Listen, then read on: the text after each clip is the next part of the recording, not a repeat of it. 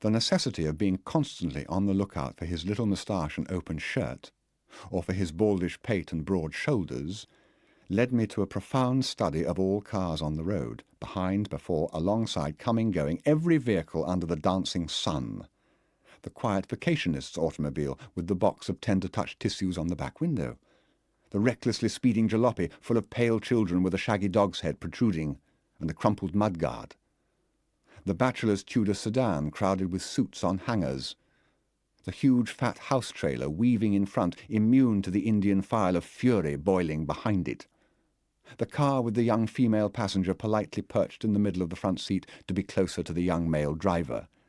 The car carrying on its roof a red boat bottom up. The grey car slowing up before us. The grey car catching up with us. We were in mountain country somewhere between Snow and Champion, and rolling down an almost imperceptible grade when I had my next distinct view of Detective Paramore Trap.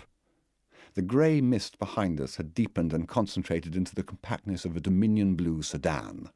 All of a sudden, as if the car I drove responded to my poor heart's pangs, we were slithering from side to side with something making a helpless plap, plap, plap under us. "You got a flat, mister," said cheerful Low. I pulled up, near a precipice. She folded her arms and put her foot on the dashboard. I got out and examined the right rear wheel. The base of its tyre was sheepishly and hideously square. Trap had stopped some 50 yards behind us. His distant face formed a grease spot of mirth. This was my chance. I started to walk towards him, with the brilliant idea of asking him for a jack, though I had one. He backed a little. I stubbed my toe against a stone, and there was a sense of general laughter. Then a tremendous truck loomed from behind Trap and thundered by me, and immediately after I heard it utter a convulsive honk. Instinctively I looked back and saw my own car gently creeping away. I could make out Low ludicrously at the wheel, and the engine was certainly running, though I remembered I had cut it but had not applied the emergency brake. And during the brief space of throb time that it took me to reach the croaking machine, which came to a standstill at last, it dawned upon me that during the last 2 years little Low had had ample time to pick up the rudiments of driving. As I wrenched the door open, I was goddamn sure she had started the car to prevent me from walking up to Trap. Her trick proved useless, however, for even while I was pursuing her, he made an energetic U-turn and was gone. I rested for a while. Low asked wasn't I going to thank her. The car had started to move by itself, and getting no answer, she immersed herself into a study of the map. I got out again and commenced the ordeal of the orb, as Charlotte used to say. Perhaps I was losing my mind. We continued on our grotesque journey. After a forlorn and useless dip, we went up and up. On a steep grade, I found myself behind the gigantic truck that had overtaken us. It was now groaning up a winding road and was impossible to pass. Out of its front part, a small oblong of smooth silver, the inner wrapping of chewing gum, escaped and flew back into our windshield. It occurred to me that if I were really losing my mind, I might end by murdering somebody. In fact, said High and Dry Humbert to Floundering Humbert, it might be quite clever to prepare things, to transfer the weapon from box to pocket, so as to be ready to take advantage of the spell of insanity when it does come.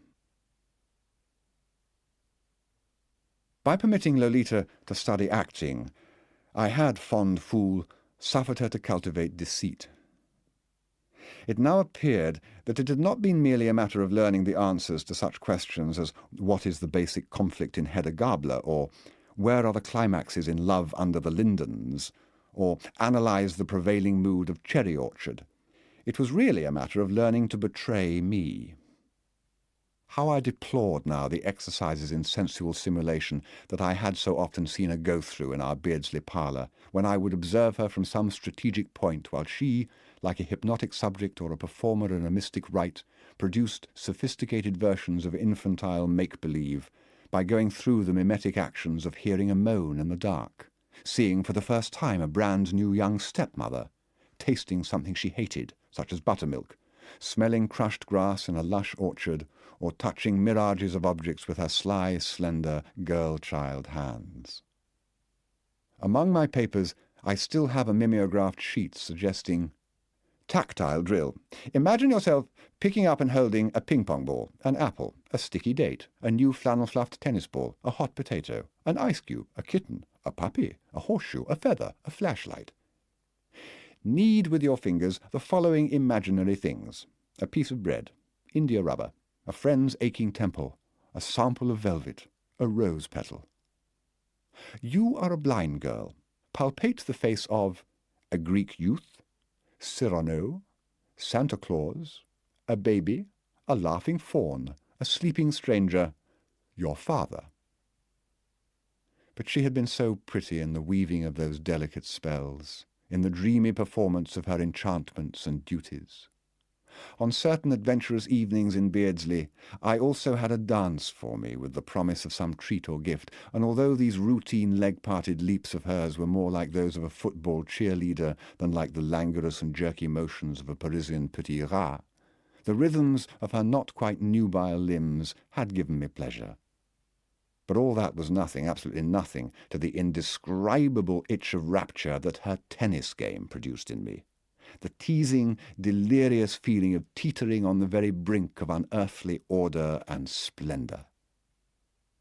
Despite her advanced age, she was more of a nymphette than ever, with her apricot-coloured limbs, in her sub-teen tennis togs. Winged gentleman, no hereafter is acceptable if it does not produce her as she was then, in that Colorado resort between Snow and Elphinstone, with everything right.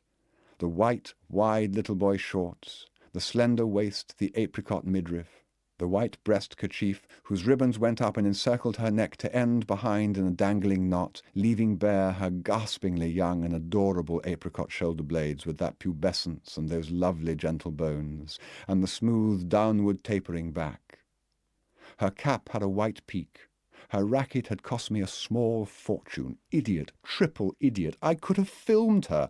I would have had her now with me before my eyes in the projection room of my pain and despair.